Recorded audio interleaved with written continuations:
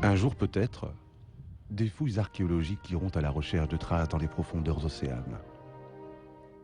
Ce jour-là, on pourra lever le voile sur ce qu'aurait été Safi à l'époque antique. En Safiote convaincu, l'historien Hamid Triki est formel. En l'état actuel de la recherche, aucune source ou vestige sûr n'atteste d'une quelconque activité dans Safi à l'époque antique. Le dépôt monétaire des pièces romaines, écrit Hamid Triki, trouvé dans la région et frappé à l'effigie de l'empereur Valencien, les fragments d'architecture, également romaine, ne suffisent pas pour plaider en faveur de l'existence d'une ville sur le site. Avant les Romains, la côte de Safi, poursuit l'auteur, a par contre sûrement été fréquentée par les Carthaginois, comme cela est attesté par le fameux périple d'Anon. Mais le texte de ce périple pose, comme on le sait, le problème très débattu de l'identification des lieux cités, conclut Hamid Triki. En fait, c'est plutôt à partir du XIe siècle que des faits historiques émergent et attestent d'une activité intense de la ville et dans la ville. C'est aussi à partir de ce moment que le destin de la ville s'ancre autour de deux lieux symboles. D'abord, le port de Safi. C'est le géographe andalou, Abou Obaïd al-Bakri, qui au XIe siècle le décrit ainsi. Les bateaux cabotent de Ouedsous à Massa Mekdoul, puis de là à Marsa Kouz, lequel est le port d'Armat, ensuite à Marsa Asfi.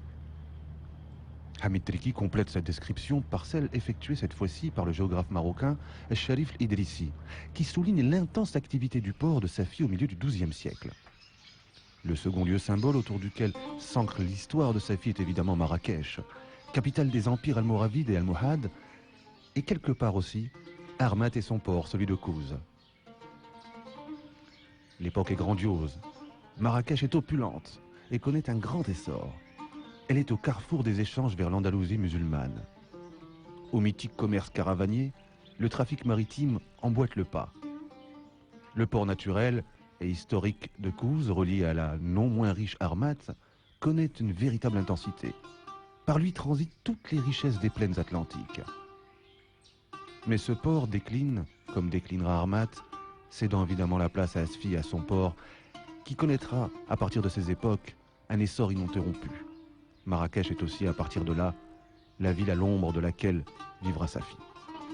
À partir de ce moment aussi, la ville vivra et évoluera au gré des événements historiques, économiques et mystiques. Mais le port constituera l'attrait principal pour toutes ces populations qui choisissent Asfi, les tribus avoisinantes, les noyaux andalous et plus tard, les Portugais.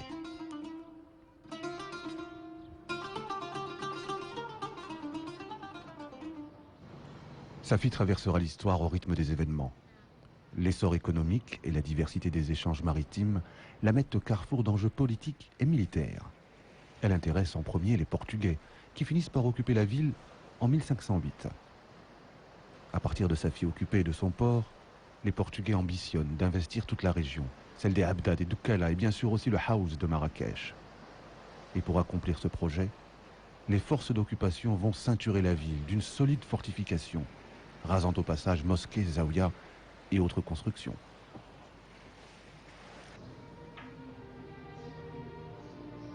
Tout un patrimoine témoigne encore aujourd'hui de l'importance de l'occupation portugaise.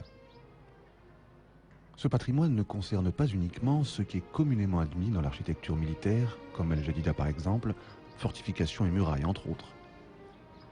À Safi, les Portugais s'installent différemment, et surtout pour longtemps. Si la ville est solidement protégée par tout un attirail défensif, elle est aussi renforcée par une réelle occupation de l'espace urbain. Les populations locales, réduites en une sorte d'esclavage, sont graduellement dépossédées de leurs biens au profit des négociants portugais. Des chapelles et une cathédrale s'élèvent dans l'enceinte de la Médina, bouclée par d'imposantes portes. Dès 1509, les habitants de la ville adressent au roi Emmanuel Ier une lettre qui décrit le climat de terreur entretenu par le gouverneur portugais et pour protester contre les démolitions des mosquées et zaouïas de la ville. La résistance des tribus s'organise. Le Maroc traverse en cette période un moment crucial de son histoire. Les Ouattacides sont en perte de vitesse et l'absence d'un pouvoir central renforce les Portugais dans leur projet d'occupation. Et en parallèle à toute l'activité militaire et défensive, le paysage urbain de la ville se transforme. Au niveau de l'architecture, Les caractéristiques gothiques, entre autres, supplantent les modes de construction traditionnels. La ville se fige aussi lorsque les populations locales la désertent et lorsque la résistance s'organise çà et là.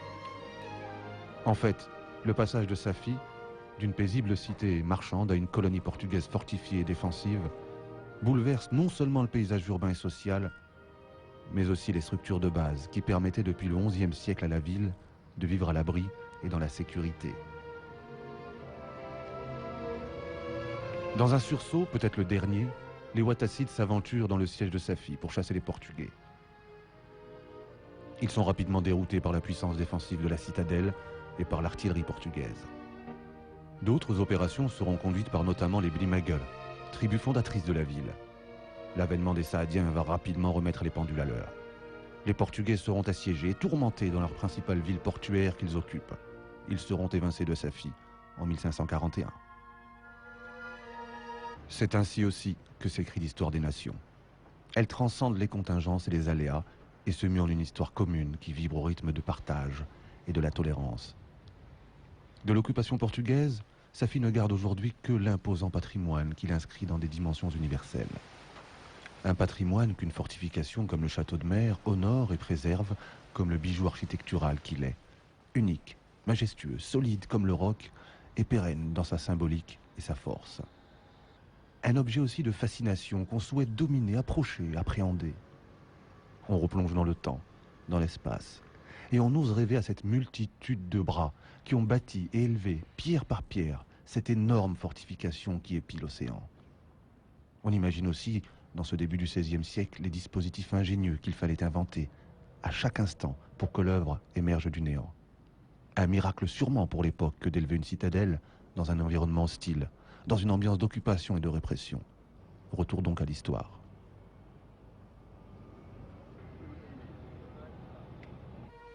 Une telle distinction était nécessaire pour les Portugais, car de l'autre côté, surgissait un autre édifice qui constitue aujourd'hui encore une belle bâtisse à l'architecture sobre et distinguée. Identifié aujourd'hui par Dar Sultan, l'édifice résume à lui seul toute l'histoire de la ville. À l'origine, Dar Sultan est une Kasbah al-Muhad fortifiée, décrite par Hamid Triki en ces termes. L'examen attentif de la gravure du début du XVe siècle, avant 1508, atteste l'existence d'une enceinte bien plus importante que celle édifiée par les Portugais entre 1508 et 1541. Le système de fortification al-Muhad comportait une importante Kasbah rectangulaire, renforcée de tours carrées et située approximativement à la place de la tour ronde portugaise qui subsiste encore. Sous l'occupation portugaise, la Kasbah subit évidemment des transformations, notamment au niveau de la muraille ouest. À l'avènement des Saadiens, cette fortification est renforcée par une batterie d'artillerie défensive et dont certaines pièces demeurent encore aujourd'hui à leur emplacement quasi initial.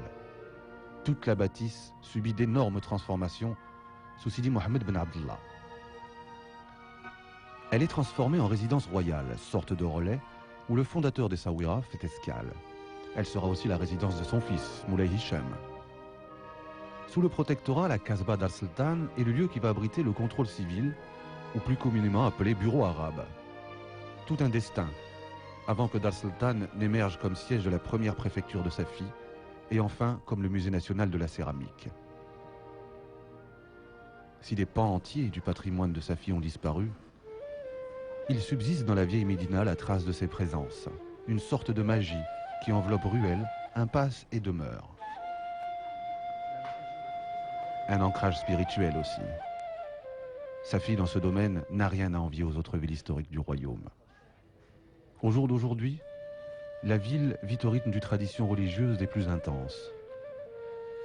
L'héritage de ces oulémas et fuqaha, pieux, qui ont su, depuis le fondateur du Ribat mitoyen de la ville, Abou Mohamed Salah, perpétuer toute une pratique mystique autour de la confrérie des pèlerins, de ses toroq et de son ward.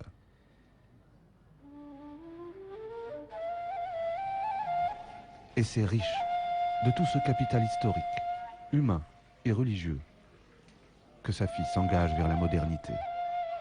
Avec tout de même un constat, le port et l'océan qui ouvre cette vieille cité sur le monde.